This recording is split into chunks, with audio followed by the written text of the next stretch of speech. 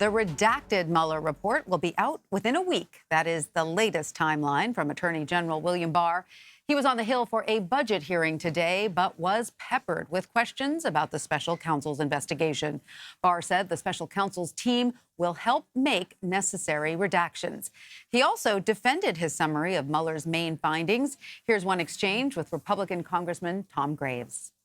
Is there anything new you've seen since the review of the entirety of the report that would change your conclusions? No, Congressman. As I explained, my March 24th letter was meant to state the bottom line conclusions of the report, not summarize the report. And I tried to use as much of the special counsel's own language as I could. But they were just stating the bottom line conclusions, and there's nothing to suggest to me that those, that those weren't. No collusion, no obstruction. It's over. It's done. It's over. Well, the letter speaks for itself. I thought it did too. Joining me now from the White House is CBS News Washington correspondent Paula Reid, and from Capitol Hill we have Bloomberg Chief Washington correspondent Kevin Cirilli, along with CBS News Chief Congressional correspondent Nancy Cordes. And here on set in New York is CBSN legal contributor and former assistant U.S. attorney from the Eastern District of New York, Keir Dougall. Boy, thanks to all of you for being here. A real embarrassment of riches. Paula, I want to start with you. What did we learn about how this redaction process will work? And what should the public expect to be redacted? Well, one new thing we learned today is that when we receive this redacted report, there will be explanations about why certain information is redacted. The Attorney General has been consistent long before this hearing that he does not intend to release any grand jury information, classified information, information about ongoing investigations, or information related to other people who were not charged. Now, some of these lawmakers tried to challenge the Attorney General, for example, on grand jury information. He said, look, until you can show me a legal precedent that suggests I need to give this to Congress, I'm not budging. So it's clear he's not swayed by the political pressure here. It appears that he's also going to make his self-imposed deadline of releasing this in mid-April. He announced today he'll be releasing this within a week. So that means that he, his Deputy Attorney General Rod Rosenstein, the other advisors who are working on redacting this, it appears that they're pretty much done with this task. And now we'll just watch and wait for this redacted report. But of course, that won't be the end of it, because Democrats have made it clear they want all that redacted information. And Barr was asked about his summary letter and whether the special counsel was involved. Let's take a listen to what he said. Did you contemplate having the special counsel's office help you with the preparation of your March 24th letter, or did you? We offered to have Bob review it before putting it out, and he declined. I didn't ask you about reviewing. I asked if you thought about having them help prepare the March 24th letter. I mean, they did the report after all. No, I didn't think about it. Why not? Because it was my letter. So, Keir, we've been seeing reporting that Mueller's team was unhappy with Barr's summary. What can we infer was Barr's reasoning for not talking with Mueller about his letter? Well, we're in sort of difficult territory here because the reporting about the Mueller team being unhappy, it's unsourced, it's secondhand, I think, as reported. We're not really sure what the concern was fully, other than perhaps that it was that Mr. Barr was minimizing the impact of the findings. Now, we're struggling here because we haven't seen the full report, and we don't know whether or not there's a mismatch between what the Mueller team concluded and what Mr. Barr reported in his letter. Mm-hmm. But you just, in the earlier segment, you just saw Congressman Graves ask Mr. Barr, have you seen anything since you wrote your letter that causes you to have concerns about what your letter conveyed to the American public? So I think that's sort of the answer to these reports. And Barr did say that he offered it to Mueller for review and that he declined. Is that unusual? I mean, it depends. Mm-hmm. If Mr. Barr was effectively saying, "Here's my letter, it's done," I'll show it to you. Right. But I'm not interested in hearing what you have to say. That's one thing. Would, yeah. If it's Bob, I've got this letter that I'm drafting and I'd like your input. He specifically testified today that he didn't ask Mr. Mueller to participate in the drafting of the letter because it was his letter. Right. So I would think Mr. Mueller might have simply said, okay, well, if the letter's finished, I'll get it when everybody else does. Good point. All right, so Nancy, Barr was accused of having his mind made up because of how quickly he released the summary. How did he respond to that point?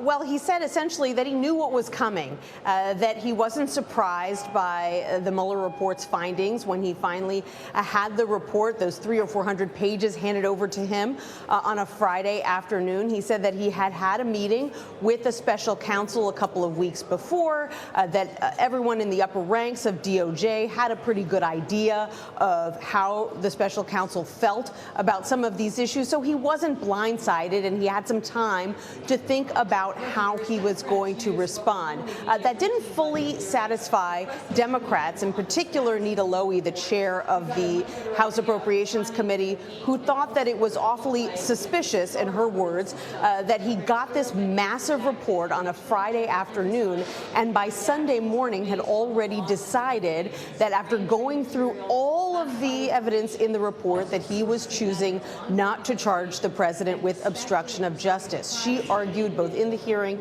and outside of the hearing room here in the Rayburn office building on the Capitol grounds afterwards that she thinks that Barr is simply too beholden to the president of the United States, who, after all, recently appointed him, nominated him for this position. And even though Barr insisted over and over again in this hearing that he didn't take any marching orders from the White House, that he didn't give the White House any input on his letters, that has not led Democrats to change some of their talking points, which is that he had to be working somehow in lockstep with the White House. Well, I'm glad that you brought up Nita Lowey, because I want to address that next, because, you know, Barr didn't seem to want to answer the question of whether or not the White House has seen the Mueller report.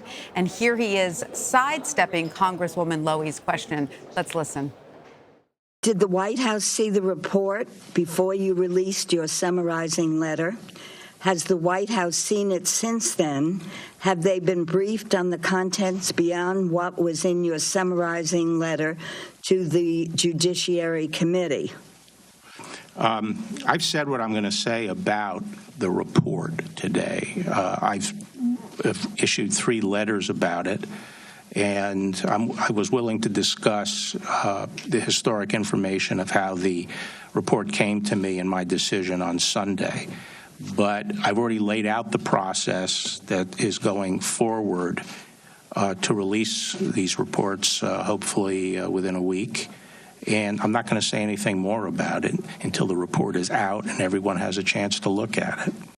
So that was not an answer to Congresswoman Lowey's question. Kevin, did Barr clarify what communications he or his team had with the White House? Not during the hearing, and not if you ask Chairwoman Lowey. Look, I just literally spoke with Chairwoman Lowey, and she said that ultimately, once the Mueller report is released, the redacted version, it might leave Democrats with no choice on other committees in Congress to have to issue subpoenas in order to get to the bottom of precisely who inside of the White House knew, when they knew it, what access to information they had, when they had it, and ultimately whether or not those subpoenas would be able to even peel away some of the redactions. Now, from the Republican perspective, they're arguing that, look, they have voted 420-0 with Democrats in the House of Representatives to release the Mueller report, and that this ultimately is going to be released within the week. But the bottom line, this was a contentious hearing, one that has really done little to ease either side, and both sides not backing down. All right, so Barr also revealed that the Justice Department is looking into the origins of the Russia investigation predating the special counsel. Here is the Attorney General's answer to Alabama Republican Robert Aderholt. The Office of the Inspector General has a pending investigation of the FISA process in the Russian investigation, and I expect that will be complete probably in May or June, I am told. More generally, I am reviewing the conduct of the investigation and trying to get my arms around all the aspects of the counterintelligence investigation that was conducted during the summer of 2016. So, Paula, remind us, if you will, why these FISA warrants are of interest to Republicans. Well, Republicans have long tried to undermine the legitimacy of the special counsel's investigation by attacking its origins. They've zeroed in on this FISA warrant that was issued for a Trump campaign advisor, Carter Page, who traveled to Russia, spoke with some high-level officials there. But the fact is, Carter Page really had nothing to do with the origins of the Russia investigation. That was opened in the summer of 2016 based on tips from a foreign diplomat and another Trump campaign advisor, George Papadopoulos. Now, the fact that they brought this up in this hearing, not a surprise at all. This is a red meat issue for the president. I'm actually surprised he didn't pick up on this and say, hey, my attorney general is looking into whether or not this was legitimate.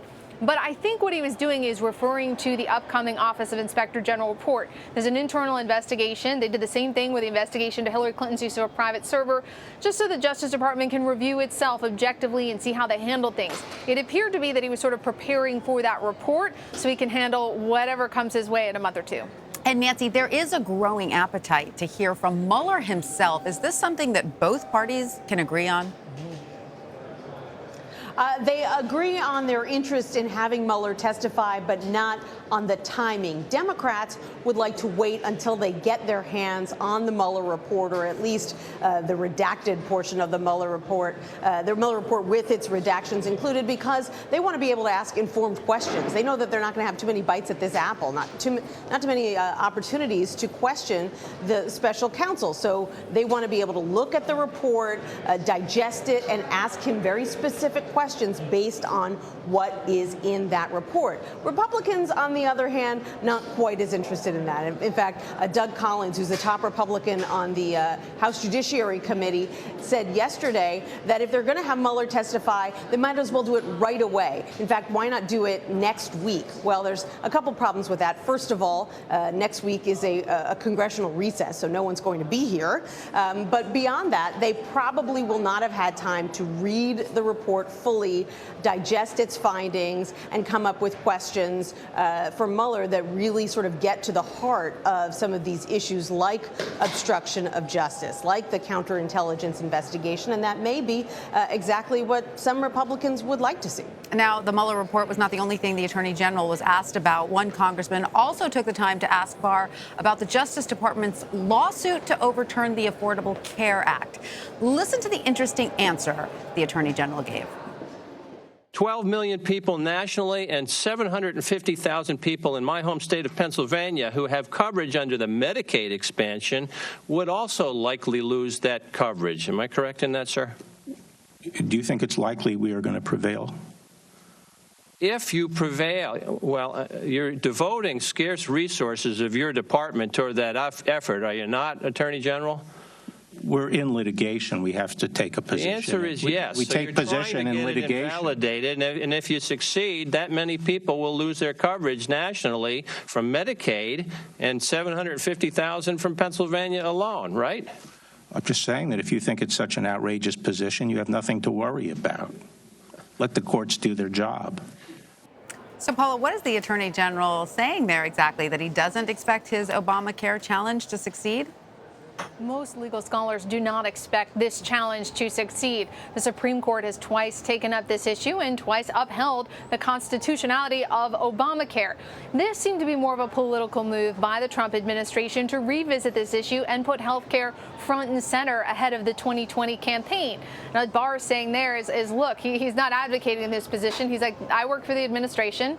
This is their position. When we're in litigation, I litigate, right? Sort of a, look, I just work here. But most people do not expect this challenge will be successful. It is more of a political move, such as Barr trying to work out that nuance. All right. Moving on now to Treasury Secretary Steve Mnuchin, who was also on the Hill today. He admitted to the House Appropriations Committee that his department has been in communication with the White House about requests for President Trump's taxes. Here's that clip. To your knowledge, has anybody in the administration communicated with anybody in your office about this decision? Our legal department has had conversations prior to receiving the letter with the White House General Counsel. And did they brief you as to the contents of that communication? They have not briefed me to the contents of that communication. I believe that was purely informational. And I would also just comment, those have been prior to us receiving the notice. Yeah, because they saw the handwriting on the wall. I think, as you know, it was widely advertised in the press beforehand, so this wasn't exactly a state secret that we thought we'd be getting it. Kevin, why is all of this important? And does the timing of when Treasury officials spoke to the White House also matter? Yes, it does. And in fact, I can tell you that in terms of the timing of the release, it really comes down to Democrats' argument that the IRS would have the authority and congressional oversight committees have the authority to look into any individual's tax returns. But I can also tell you that sources that I speak with inside of the administration as well as at the Treasury Department tell me that this is a battle they have been preparing to fight and to some extent have already been fighting for several years. This has been no secret that the president would be consulting with his legal team in order to prevent these tax returns from getting out. And now, with Democrats taking over control of the House of Representatives, they are facing increased pressure from a host of different committees to try to get access on this. It's not just purely that the president is an anomaly in terms of not releasing his tax returns. Virtually now, every of the 15-plus Democratic presidential candidates will have to release their tax returns because candidate Trump did not in the last cycle, but it also goes to the heart of conflicts of interest. Precisely what type of business arrangements and dealings did private citizen Donald Trump, candidate Donald Trump, and now President Donald Trump have, and what relationship does that cast over his administration? That's really the crux issue here that Democrats are trying to get to. Absolutely. All right. So President Trump today told reporters he's not looking to restart the government's policy of family separation. But Kevin, Axios has an interesting story out today about the aggressive changes that President Trump wants to make to the U.S. immigration system. So what are we learning about the changes that he is seeking? Axios reporting that will include increased deportations, and this comes following a Bloomberg News report that the president also anticipated to develop new energy sector along the U.S.-Mexico border, including potentially pipelines. All of this comes as the president is expected to return to the south, to the border later this week. It comes following the ousting of Secretary Nielsen and Kevin McAleenan, who is the interim DHS secretary, as well as the ascent of Stephen Miller, who was seen as a more Steve Bannon-esque type of voice within the administration. The president doubling down on the issue of immigration at the start of this 2020 cycle. All right, Kevin Cirilli, Paula Reid, Nancy Cordes, and Keir Dougall, thanks to all of you. A real pleasure having you with us. Thank you.